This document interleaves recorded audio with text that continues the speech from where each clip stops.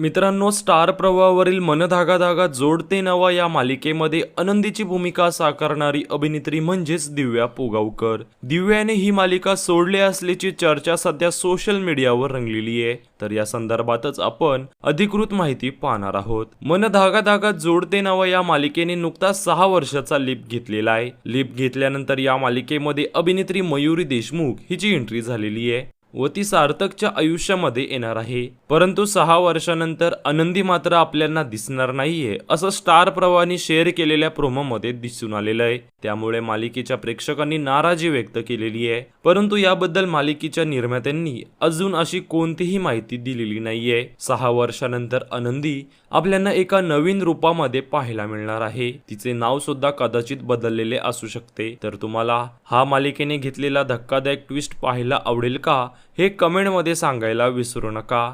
तसेच तुम्ही आनंदीला मिस कराल का, हे सुद्धा कमेंटमध्ये नक्कीच सांगा. याचबरोबर जर तुम्ही चॅनलवर नवीन असाल तर चॅनलला सबस्क्राईब देखील करायला विसरू नका, जेणेकरून सिनेमासृष्टीतील अपडेट सर्वात आधी तुम्हाला पाहायला मिळतील. धन्यवाद.